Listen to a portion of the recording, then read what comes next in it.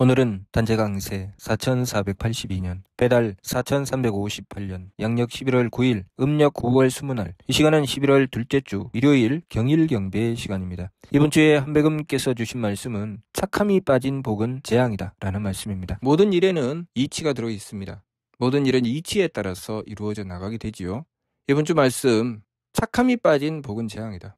이 말씀을 통해서 복이 어떻게 형성되어 있는지 알 수 있습니다. 하나님께서 덕을 베풀어 주실 때 그 덕을 우리의 성품으로 받들게 되면 우리는 용납하게 됩니다. 용납하게 되는 성품으로 드러나는 마음은 착함이지요. 그 착함으로 용납하게 됩니다.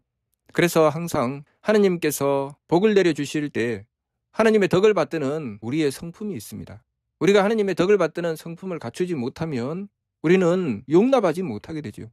용납하지 못하게 되면 그 마음은 악합니다. 그래서 우리가 복을 받게 되면 용납해야 될 일이 생깁니다. 용납해야 될 일이 생겼는데 용납을 하게 되면 그것이 복이지요. 용납할 일이 생겼는데 용납을 하지 못하면 그것이 무엇일까요? 재앙입니다. 우리는 처녀와 총각이 만나서 서로 사랑하게 되고 그것으로 가정을 이루게 됩니다. 가정은 우리의 행복을 이루어주는 터전이죠. 그 가정을 이룰 때 반드시 그곳에는 사랑이 있죠. 그래서 처음에 남자와 여자가 서로를 만나게 되면 서로 사랑하면서 서로를 향해 착한 마음을 가집니다. 그리고 서로를 향해서 용납하여 사랑하죠. 그것을 인연이라고 하죠. 남자와 여자가 만난 것 인연입니다. 하느님께서 복을 내려주셔서 한 남자와 한 여자가 만났습니다. 그런데 만일 그 만남에서 착함이 빠졌다면 그 만남은 무엇이 될까요? 그 만남은 원수가 되겠지요. 그 만남은 복이 아니라 재앙이 될 것입니다. 만나자마자 서로를 도저히 용납할 수 없기 때문에, 받아들일 수 없기 때문에 미워하고 싫어하기 시작할 것입니다. 가까워지면 가까워질수록 더욱더 그 허물이 보이고 더욱더 밉겠지요. 하느님께서는 복으로 주셨지만 우리가 착함을 잃게 되면 그 복이 재앙으로 바뀌는 것입니다. 그 반대도 있겠지요. 서로 원수가 만났지만 그들이 착함을 구하기 위해서 지극한 정성을 다하고 뉘우쳐 돌이켜 반성하고 하느님의 덕을 구하였다면, 그래서 그 성품에 하느님의 덕을 받들게 되고 그래서 드디어 용납하게 되었다면, 전생에서는 원수였지만 현생에 와서는 서로를 사랑하게 되고 서로에게 복이 되겠지요. 그래서 그들의 만남은 복이 되는 것입니다. 하느님께서 우리에게 인연을 주시는 이유는 과거에는 재앙이었지만 현생에는 복이 되라고 그 인연을 주시지요. 그래서 과거에 예수님께서 원수를 사랑하라 라고 하신 말씀은 그것을 근거로 말씀하신 것이죠. 하느님께서 우리에게 사명을 주셔서 일을 주셔도 마찬가지죠. 내가 하느님의 뜻을 받들 만한 지혜를 얻지 못하게 되면 그 일을 감당하지 못하죠. 내가 일을 하면서 1,000만 원짜리 일을 맡아서 한다고 합시다. 내가 그 일을 이루어내면 나는 1,000만 원을 얻게 됩니다. 그런데 내가 그 일을 이루어내지 못하면 1,000만 원을 얻지 못할 뿐만 아니라 내가 망친 것만큼 물어주어야 되지요. 그래서 내가 사명을 감당하지 못하면 그것이 오히려 내가 하는 일을 더 이상 진행하지 못하게 만드는, 망쳐버리고 마는 것이 되는 것이죠. 감당하지 못하게 되면 우리는 무엇을 선택합니까? 더 이상 못 살겠다. 더 이상 못하겠다. 그래서 스스로 그 일을 멈추어버리고 말죠. 우리가 해야 될 일은 무엇입니까? 내가 하느님의 뜻을 받들었는데 그 뜻을 헤아리지 못한 것, 내가 이해하지 못한 것, 하느님의 지혜를 구하지 못한 나를 반성해야 되겠지요. 하느님께서 일을 주셨는데 내가 그 일을 이해하고 감당하면 그것은 나의 목숨이, 나의 사명이 끊어지지 않고 이어질 수 있도록 합니다. 일이 멈추지 않고 나에게 주어지게 되죠. 그러나 내가 그것을 스스로 버리게 되면, 멈추게 되면 더 이상 일이 진행되지 않습니다. 나의 사명, 그 목숨이 거기서 끝나게 되지요. 그래서 그 일이 진행되어 나가느냐, 멈추느냐는 내가 그 일을 받들어서 얼마나 이해해내느냐, 하나님의 지혜를 얼마나 구하느냐, 내 사명이 무엇인지 깨닫느냐에 달려있는 것이죠. 내 뜻에 맞으면 하고 맞지 않으면 하지 않을 때 우리는 내 목숨이 위태롭게 되는 것이죠. 나에게 주어진 사명을 내가 얼마나 잘 감당해내느냐, 그것은 내가 얼마나 그 일이 내 뜻에 맞느냐가 아니라 내가 미처 이해하지 못하고 깨닫지 못해도 끊임없이 하느님께 그 지혜를 구함에 있지요. 구해야 됩니다. 그래서 나의 망령됨은 내려놓고 내가 계산하여 따지고 내 계산으로 떨어지지 않으면 버리는 그 어리석음을 버리고 하느님께서 주신 뜻을 헤아리는 지혜를 얻어야 됩니다. 내가 그 지혜를 얻으면 두려움은 사라지고 그 일은 이어지겠지요. 내가 그 지혜를 얻지 못하면 그 일은 더 이상 진행되지 못하고 나는 더 이상 빠져나올 수 없는 미궁으로 떨어지게 됩니다. 하느님께서 나를 귀한 자리에 올려주시면 내가 그만한 힘이 있어야 되지요. 다시 말해서 내가 그만큼 정성스러워야 된다는 것입니다. 그런데 하느님께서는 나를 귀한 자리에 올려주셨지만 내가 그 일을 감당할 만한 정성이 없으면 어떻게 됩니까? 그 일이 나로 하여금 천하게 만들죠. 차라리 그 일을 맡지 않으면 그렇게 천함으로 떨어지지는 않겠지만 내가 그 일을 만나서 그 귀한 자리를 만나서 그 귀함을 얻게 되었지만 내가 감당하지 못하면 나는 감당하지 못하는 것만큼 천함으로 떨어지게 됩니다.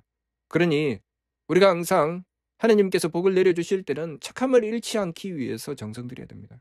하느님께서 나를 장수하게 하실 때, 나에게 일을 주셔서 그 일을 진행시켜 나가실 때 나는 그 맑음을 잃지 않기 위해서 정성 들여야 됩니다. 하느님의 뜻을 받들어야 되기 때문에, 하느님의 지혜를 구해야 되기 때문에 내가 흐리고 탁한 것만큼 내 갈 길을 잃어버리게 되지요. 하느님께서 나를 귀한 자리에 올려주실 때 나는 그 정성을 잃지 않도록 애를 써야 됩니다. 내가 그 정성을 잃어버리게 되면 하느님께서 주신 귀한 자리가 천한 자리가 되어버리고 말죠. 그렇기 때문에 복과 장수함과 귀함에는 반드시 착함과 맑음과 후함이 있어야 되고 항상 자신을 살펴야 됩니다.